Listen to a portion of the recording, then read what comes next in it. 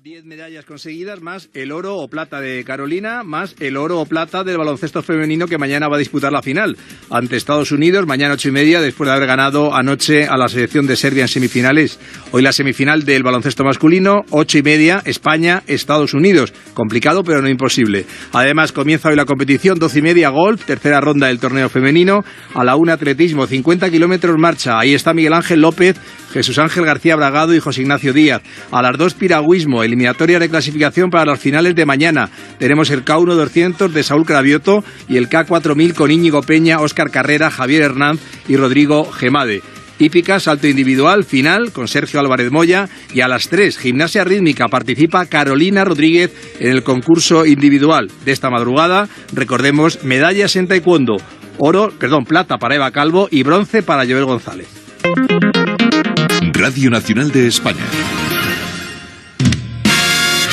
No es un día cualquiera. En verano, con Carlos Santos. ¿Que dónde vamos a pasar las vacaciones? En la radio, claro. Es que hay sitio mejor. No es un día cualquiera. En la radio del verano, el sábado no es un día cualquiera y el domingo tampoco. Las mañanas del fin de semana en Radio Nacional de España.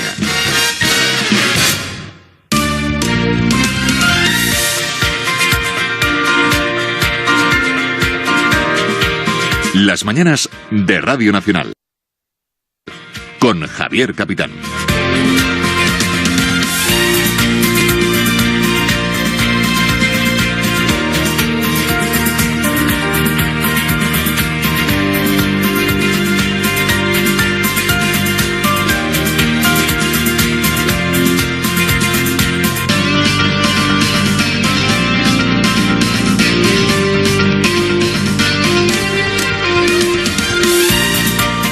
Las 11:07, las 17 minutos en... Lo primero que vamos a hacer es irnos al teatro. Escribo esta carta para contar mi experiencia en la Holy Angels Catholic Academy. Me rendí. Los profesores no hicieron nada. Me acosaron y lo hicieron constantemente. Estas son las últimas palabras de Dani, un chico de 13 años que esta misma semana se quitó la vida. Era víctima del acoso escolar y la situación le superó. Noticias como esta nos llegan de vez en cuando, a veces suceden en nuestro país, otras veces fuera, pero tristemente son más frecuentes de lo que parece. Y estos son casos extremos, pero hay muchos otros casos que se viven día a día y que no trascienden a la opinión pública, que se quedan en el sufrimiento de un chaval, a veces el sufrimiento en solitario de un chaval, y tristemente, como digo, esto es mucho más frecuente de lo que parece. Queremos hablarles de una obra de teatro, El Pequeño Pony, que tiene que ver con este tema, que se centra en un caso de acoso escolar como tantos otros y que se está representando ahora en Madrid. Están con nosotros María Danez, buenos días. Hola, buenos días. Roberto Enríquez, buenos días. Buenos días. El Pequeño Pony, ¿qué es ese Pequeño Pony? Porque a mí me suena a serie de televisión, de dibujos, ¿no? Dale. Empiezo. Bueno, nuestra función cuenta la historia de un matrimonio, que somos Jaime e Irene, que tenemos un hijo, Luismi, de 10 años. El niño no aparece en la función físicamente, no hay actor. Y entonces, bueno, por llevar una mochila con dibujos del Pequeño Pony, y sobre todo porque la mochila tiene colores rosas, que supuestamente sería una mochila para una niña, no para un niño, se le niega la entrada al colegio. Entonces, bueno, este es el inicio un poco del conflicto de la función, y a partir de ahí, bueno, estos dos personajes van a navegar sobre todo, principalmente la madre se sitúa en una postura protectora, de que no le pase nada a su hijo y de protegerlo, y el padre, Jaime, dice, ni hablar, mi hijo que sea como quiera y que vaya al colegio con la mochila, ¿no? Fíjate que esa mochila mochila, al fin y al cabo, seguramente lo que es un símbolo de la diferencia, de no ser igual que los demás, ¿no? Totalmente. Algo que suele estar en el sustrato de muchos casos de acoso, no en todos, pero en muchos casos es por ser ligeramente diferente, por responder a otros cánones que no son los habituales, pues empieza a pasar mal en el centro. Y no sé si de alguna forma esa mochila, ese símbolo de la diferencia, se convierte casi en un protagonista presente en toda la obra. En un protagonista presente y en una excusa perfecta, ¿no? Porque incluso se dice explícitamente en la función, en este conflicto del que hablaba María, que sostenemos el matrimonio, ¿no? Que poco a poco nos vamos polarizando en polos opuestos. Mucho más radicales, sí. Y entonces yo le digo, en un momento dado, el padre le dice, si lo piensas bien, la mochila no es más que un simple trozo de tela lleno de colores. Un simple trozo de tela lleno de colores que por la razón que sea se ha convertido en la excusa perfecta para no hablar de lo que tendríamos que estar hablando, ¿no? Y la madre no quiere ni oír hablar del tema. Claro, no entran ahí en lo importante. Ni siquiera el padre que es más abierto de mente en ese sentido, que tiene una forma de pensar un poco más progresista, en el sentido de decir, si el niño es así, que vaya al colegio como quiera, él está en su derecho de ser como le dé la gana y no tiene por qué cambiar. Incluso ese tema, nunca, ellos han visto que el niño era diferente, que se ponía a veces la camiseta de su prima, que tenía un comportamiento pues igual diferente, entre comillas, porque que debería hacer un niño, ¿no? Claro, porque eso de diferente es un eufemismo, todos somos diferentes, ¿no? Todos somos diferentes. Pero nunca han hablado de esto, nunca han hablado, es un tema como tabú, hasta que estalla ese conflicto, ¿no? Y se ve que el conflicto no solamente está en la escuela, sino también dentro de la familia. Exacto. Sí, claro, la función, el texto escrito por Paco brillantemente, la verdad, por Paco Becerra, nosotros no damos apenas respuestas en la función, pero sí que lanzamos muchas preguntas, ¿no? al público. Y claro, no hablan de lo que tienen que hablar y realmente se convierte en una guerra ideológica de los padres. Con un afán de imponer, ¿no?, su ideología. El niño va desapareciendo, el niño desaparece de esta guerra, porque en realidad al final se convierte, pues eso, ¿no?, en una lucha de protección en contra de la libertad, ¿no? Pero fíjate que, claro, hay todo, tú dices protección, bueno, entendamos protección de una forma o de otra, claro, ¿no? A lo mejor proteger es intentar que sea como quiere ser, ¿no? Lo que pasa es que el niño va sufriendo cada vez más acosos, no solo verbales, sino físicos, ¿no? Por parte de los de tal, le empiezan a agredir, le intentan meter un rotulador por el culo, el niño llega del colegio con una brecha y se abre la cabeza porque le empiezan a pegar, o sea que en realidad sí que hay algo de la madre de me lo van a matar, ¿no? O sea, entonces dice, muerto el perro se acabó la rabia, no quiero mochila, ¿no? Que no le pase nada y que sea normal. Pero fíjate que, bueno, ahí sale también a relucir en este caso la decisión del centro, ¿no? Que el centro vuelca en la víctima la culpabilidad, ¿no? Que es algo bastante triste y bastante habitual, por cierto, que en los casos de acoso escolar, que no hace falta que lleguen a violencia física, sino hay muchos otros tipos de acoso, muchas veces los propios centros acaban culpando a la víctima de lo que sucede. Es que su carácter es así, es que no sabe gestionar la relación con los demás, es que no sabe enfrentar la agresión, ¿no? Y acaba siendo la víctima el culpable. Y se siente muy culpable, además, por ser distinto. Sí, es tremendo esta situación. En la pieza que nosotros contamos en El Pequeño Pony ocurre exactamente esto, porque hay muchos casos donde inmediatamente el colegio establece, esto está establecido, abre un protocolo, viene un inspector y se intenta parar eso, ¿no? Muchas veces supongo que el daño ya es irreparable. Pero en nuestro caso, la historia que nosotros contamos, nos enteramos como a mitad de curso que desde el principio de curso nuestro hijo está sentado solo en un pupitre y que esto lo viene sufriendo.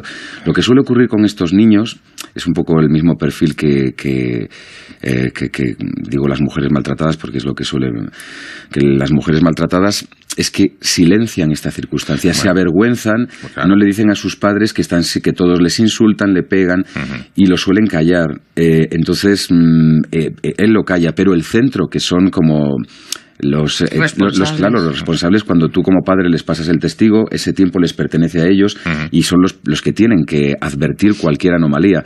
Pues no lo hace, ¿no? No lo hace, y es más, nos advierten a mitad de curso. Y sobre todo consiente e instiga a que haya esa especie de criminalización con el niño, ¿no? En el caso de nuestra función, que no es siempre el caso. Sí, bueno, en el caso de nuestra función. Claro, no, quiero decir que el director se posiciona en contra del niño. O sea, el director es el primero que dice, se le niega la entrada con esa mochila. El niño no puede entrar con esa mochila. El director se convierte en autor. Exacto.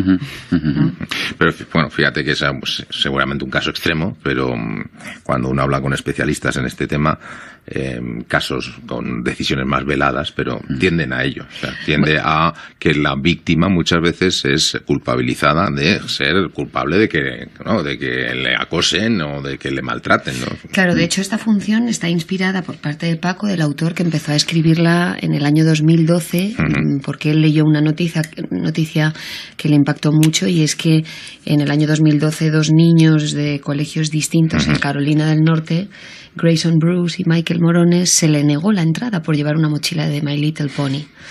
Entonces a Paco eso te hace saltar, ¿no? Todas las alarmas. Exacto, y entonces bueno, ese es un poco la inspiración de nuestra función. Habéis mencionado un tema muy relevante y que es la dificultad que estos chicos tienen de contar lo que les pasa, ¿no? De sacarlo a la luz, de la dificultad, y dependiendo de las edades, pues todavía más, de cuanto más pequeños más difícil, les cuesta más verbalizarlo, de conocer qué es lo que les está pasando, y eso a veces hace que los padres no se den cuenta de lo que está pasando y que cuando se enteran la situación a veces sea muy difícil de solucionar.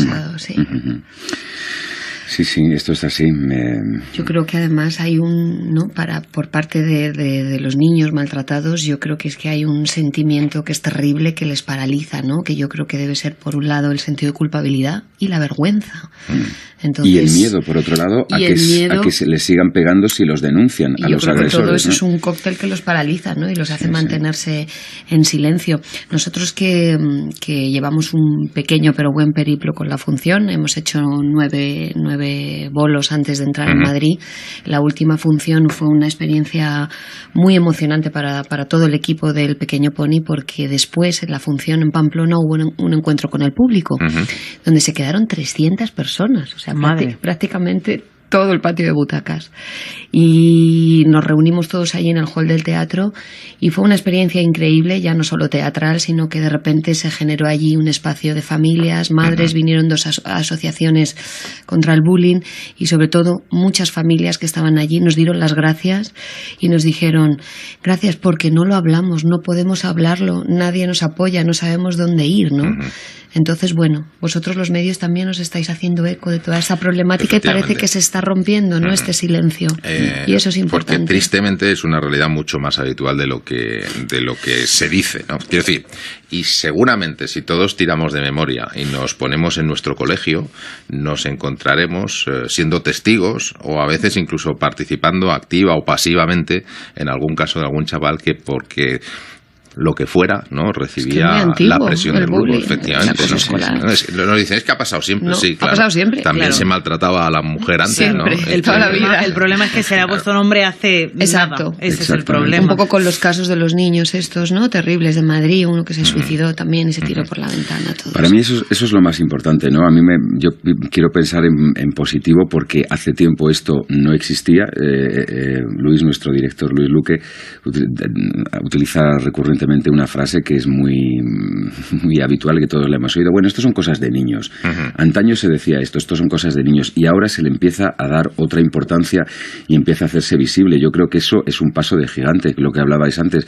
En el momento en el que se empezó a decir no, maltratar a una mujer, no considerarla igual que el hombre es malo, empezaron a cambiar cosas. No significa que haya cambiado definitivamente, hay mucho camino por recorrer, pero es un gran paso de repente empezar a nombrarlo y a decir, esto no puede ser, esto no está bien. Fíjate que además hay una especie de temor en los centros, ¿no? En los centros educativos, a reconocer que hay casos, ¿no?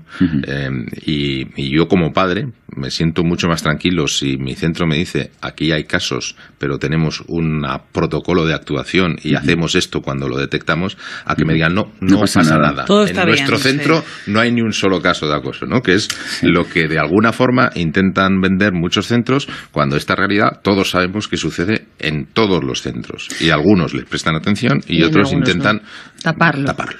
Mira, no se puede generalizar, pero las estadísticas hablan por sí solas, y por lo menos en Madrid, que es la estadística que yo he tenido en cuenta, la mayor parte de los casos de acoso escolar que llegan a un extremo bastante grave suelen ser centros privados donde probablemente, o casi fijo, religiosos, donde la moral que imparten, esos valores en los que educan a los niños, son incompatibles con que ocurra eso. Entonces, en vez de reconocer que eso también ocurre en sus centros, lo silencian, y suele ser la mayoría de los casos de acoso escolar que llegan a un extremo importante suelen producirse en centros privados.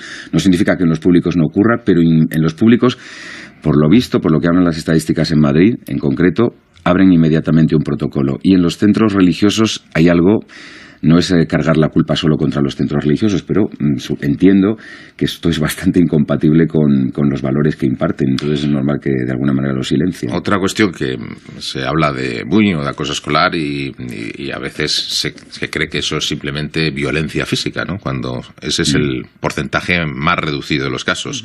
Y alertar también sobre la importancia del ciberacoso también, y la importancia del acoso entre chicas, que es muy relevante. Incluso algunas estadísticas dan cifras superiores del acoso sufrido por chicas al acoso sufrido por chicos. Es decir, que los padres tienen que estar muy atentos, ¿no? Yo creo que también nos pasa que el ritmo de vida en el que se vive, pues hace que la convivencia familiar a veces pasen desapercibidas esas cosas, de qué le pasa al niño, ¿no? De ese niño que será un momento raro que está viviendo, o que tiene pesadillas más frecuentes de lo normal, o que le duele la tripa o tiene dolores, y yo es que no me encuentro bien para ir al cole, ¿no? Todos esos pequeños síntomas que deberían alertar a los padres, y a veces no les dan la importancia que tienen. Yo creo que una de las propuestas para mí más interesantes que tiene nuestra función es que estos dos personajes que, como os contábamos al principio de la entrevista, se posicionan fuertemente al comienzo, luego vemos que todas sus teorías se van como desplomando, ¿no? Porque, pues porque el niño también juega un papel importante, porque está el colegio, porque está el exterior, y porque te das cuenta que cuando se trata de un hijo, nosotros tenemos muchas teorías, ¿no? Y tenemos claras pero realmente cuando la vida te da un golpe, y un golpe fuerte, ahí es donde salen todos tus valores, y los oscuros y los que menos te gustan salen con mucha fuerza, ¿no? Entonces, a mí una de las cosas que más me gusta de nuestra propuesta teatral es que te hace reflexionar en que en el acoso escolar somos responsables todos. Yo creo que todos los seres humanos somos responsables del mundo que hemos fabricado. Y aquí no hay ideologías, ni religiones, ni partidos políticos. Es una cuestión de seres humanos. Porque al final los niños ejercen unas conductas que han aprendido en algún lado, o que ven en la televisión, o que ven en su compañero de al lado, o que ven en casa, ¿no? Entonces realmente somos tolerantes, vivimos en una sociedad tolerante, hemos avanzado en derechos humanos.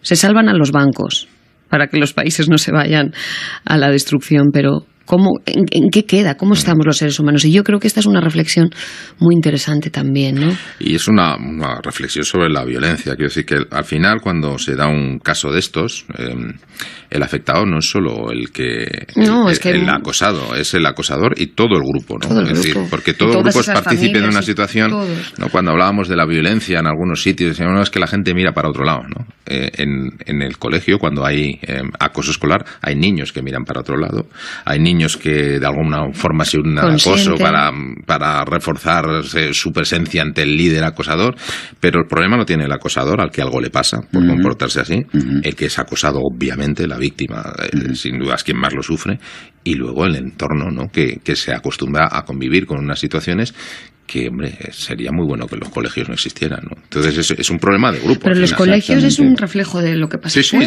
Sí, sin duda. ¿Sabes? Sí, de hecho, dale. En la obra se ve que todo el colegio está contra el niño. Sí. El colegio al completo. Bueno, es una metáfora. Es un... Pero de la sociedad precisamente que está en contra del diferente. Son 253 niños. No es su clase. La ratio en una clase no son 253 niños. O sea que no solo son los niños de su aula, son muchos más niños, ¿no? No es todo el colegio, pero es mucha gente, muchos niños. A mí me parece muy interesante lo que has dicho de que la violencia está en todos, ¿no? No solo en los consentidores. Esto que hemos escuchado tantas veces de que en el metro, en el vagón del metro, alguien sufre una agresión obviamente injusta y la gente calla. Y cuando le ayudan le parten la cara, como el caso este increíble de un chaval que va a ayudar al otro y le destrozaron la cara, Roberto. Claro. Entonces, por eso te digo que el miedo está en todos, ¿no? Incluso en la pieza en la que nosotros contamos, el niño, que es la única víctima de todo esto, sufre la agresión por parte de la comunidad académica, que lo criminalizan, por parte de sus compañeros, que lo insultan y lo agreden, y para más Inri sufre la violencia de sus padres, que queriéndolo a muerte, queriendo hacer lo mejor para él, se olvidan completamente del niño. La madre acaba tomando unas decisiones tremendas, pasando por encima del niño, y el padre acaba tomando otras decisiones tremendas, pasando por encima del niño. No ven al niño, no lo escuchan, y entonces el niño acaba... El desamparo es fatal. Brutal. Sí. El desamparo es brutal, que es lo peor que puede sentir un chavalico, ¿no? Un niño, es eso, la sensación de desamparo. Pues queríamos charlar con vosotros sobre esta propuesta teatral. Hemos hablado de teatro y de mucho más, ¿no? En esta conversación, pero yo creo que por lo menos conseguís eso, que quien vaya a veros reflexione sobre este tema, sobre lo que está pasando, y si todos somos capaces de estar un poquito más alertas en este tema, pues nos irá mucho mejor con los niños y con nuestra sociedad. Desde luego. Que un placer. Muchas gracias igualmente. Hasta pronto. Hasta pronto. Muchísimas gracias. En realidad, bioclimática es vida y clima, es construir la vida con el clima, ¿no? Hábitat, con Rosa Pérez. Un espacio para hablar de arquitectura y sociedad. Hábitat, los viernes a las 6 de la tarde en Radio Nacional de España.